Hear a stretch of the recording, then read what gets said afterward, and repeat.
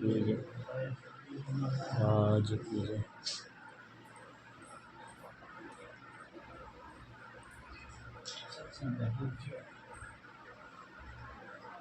संतोने कथा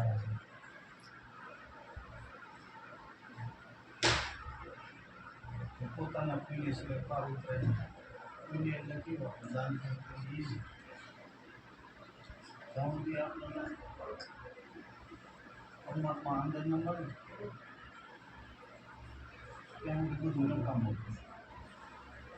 નસીબે તો ટાઈમ દાન પૂર્ણ કરો ગમે એટલા કરો જ્યાં સુધી પોતાના આત્મચીને નહીં ત્યાં સુધી સર્વે દાનના રૂચિ જપ કરો તપ કરો ગમે એ કરો અંદર બેઠો એના મળે ત્યાં સુધી સર્વે સાધના લૂંટી સંતો એમ કહે છે તમારા અંદર બેઠો તમે અંદર તમે મોટો આપણે બધા બહાર જ હોઈએ છીએ એમાં ભગવાન મળે એમાં ભગવાન મળે એટલે સંતોએ વાણીનું ગાયું તીર્થ સ્વરૂપમાં બહુ ગમે જાય તો એમને બેઠે આદમ તો અંદર મળશે ભજન કરે તો બેઠે જો ભજન કરે તો એ પરમાત્મા મળે એટલે ભજન એટલે આ વાણી બોલી એને સંતોએ નથી કીધું ના એ બોલ્યું ભજન તો અલગ છે ભજન કરવાનું એ અલગ છે તો બાપુ વાત કરતા રહે ધ્યાનની વાત આવી મારાની વાત આવી પણ હેરાન કરે છે તો મન બધાને મન હેરાન કરે છે આપણે એની બેઠા હોય તો આપણું મન બારો ફરતો હોય સંતોએ મનને પકડશે એટલે રવિ સાહેબે કીધું કે મુનિવર મન સમજાયા સમજી ચાલે સતગુરુ શબ્દ છે પરિભ્રમ પપાયા સાધુભાઈ મુનિવર મન સમજાયા તો મન હે નથી સમજે તો સંતોને શરણે જાય સત્સંગમાં ભરી એ પાછો ઉતારીને તો મન સમજાય નથી સમજે એવું નથી સંતો એક દ્રષ્ટિ મેળવી દ્રષ્ટિ આપણું મન છે એ પરમાત્માના પામમાં સારું રડે છે પણ આપણે ભ્રમણતામાં વારી દીધી છે રમણ કરે એટલે આપણને તો ખબર છે કે રમણ કરે આખું ખબર છે હું જઈ મનરાજી કરવા હું જઈ આ બધી રમણતા છે પણ વરીની ગમે ત્યાં જઈને આવે ને 2 મહિના થાય એટલે બધું વરી નાણે ચડે છે છોકરાના લેવું છે મન છોકરાના જેવું છે પણ એટલે સંતોએ કીધું કે સમજી ચાલે સદગુરુ શબ્દ છે જો સદગુરુનો ભેદ લઈને સમજે તો આ મન શાંત થાય એવું છે નકર આપણે ગમે એટલું કરી પણ આ મન શાંત થાય એવું નથી આજે આપણે હરિદ્વાર જઈએ તો કાલે અયોધ્યા જવાનું મન થાય પણ આપણા સંતો ક્યાંય નથી ગયા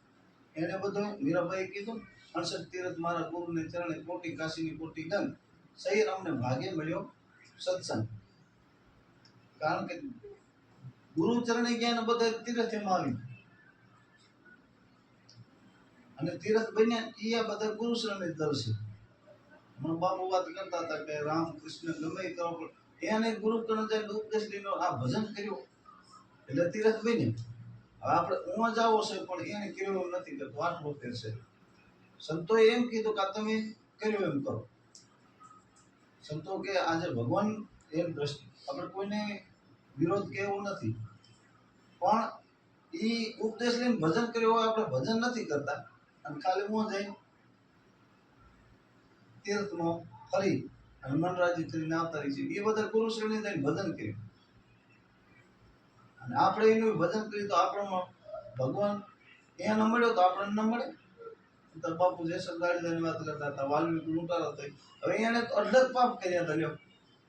કેટલા બધા પાપ કર્યા એટલા આપણે નથી કર્યા પણ એ ગુરુ શ્રેણી જઈને પકડી હવે કરી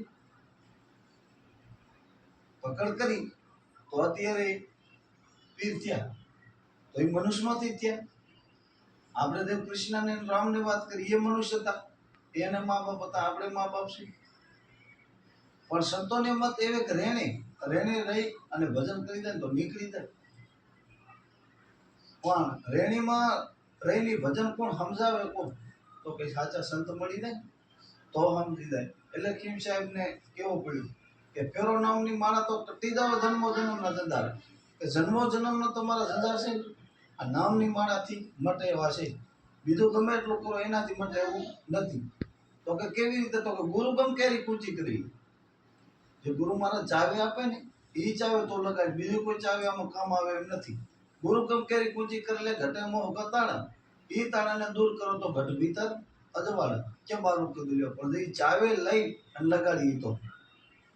જો એમને લઈને ફરી રહ્યા હતા ને પણ એ લગાડવી પડે. એટલે કુંભારામે પણ એક વાણીમાં કીધું છે ગુરુગમ કૂચી સર્વેથી ઊંચી ખોલ્યા દસમાના તાળા. આ ગુરુગમ કૂચી સર્વેથી કે ઊંચી છે, બધે તમે જે કરો ને એનાથી આ ગુરુગમની ચાવી મોટે છે. પછી ખીમ સાહેબે વાણીમાં કીધું કે આરે કાયા મગરના નિઝમના સીધ કરો પથ પારે, હીરે ગંગામાં હંમેશા નાઈ લ્યો દૂર કરો નદી નાળા. હવે આપણે બારે થોડી છે, સંતો એમ કહે છે કે તમારા ભીતર ગંગા છે જમના છે બધું તમારા ભીતર અંદર છે. પણ સાચા સંત મળે તો ઓળખાવે, ન મળે ક્યાં સુધી તો મન ભટકવાનું જ છે. હવે આમાં છે ને આમાં ડૂબકી મારવાની કીધું એટલે સંતો કે દિલ દરિયામાં જેને ડૂબકી મોતી લેની ગોતી કો. આમાં મોતી પીડ્યું કે દિલ દરિયામાં ડૂબકી મારે તો જડે, તો બારું નથી જડે. પછી કીધું સમરણ કરી લે પ્રાચી તરલે ચિતમર તું કર ચારા, કે બીજા ચારા રહેવા દે તો સમરણ કરી લે, હું કે ભજન કરી લે, બીજા તો ચારાની વાત રહેવા દે. કિમ સાહેબ ગુરુ ભાન ને ચરણે હરદમ બોલે પ્યાર, સંતો એ બારે જે વાત નથી કરી. અને એક મનુષ્ય અવતારમાં જ આપણને મનુષ્ય અવતાર મળ્યો ને દેવા કરતા દુર્લભ છે. આપણને પરમાત્મા મેળવવા માટે જ આ મનુષ્ય અવતાર મળ્યો. બીજી જોનીમાં તો આપણે ભોગવો તો ભોગવવાનો છે, કદાચ ગમે એ જોનીમાં જાય. કારણ કે એમાં 3 ઇન્દ્રિયનું જ્ઞાન છે, આપણા 5 ઇન્દ્રિયનું જ્ઞાન છે. એટલે મનુષ્યમાંથી જો 84માં છૂટવું હોય તો એક મનુષ્ય અવતાર જ છે. આમ ભગવાન થવો હોય તો એક મનુષ્ય અવતારમાં જ થાય, અને રાક્ષસ થવો હોય તો આ મનુષ્ય અવતારમાં. બીજી કોઈ જોનીમાં મળે એવો નથી. આટલો ઘણો બોલી શકતો મારા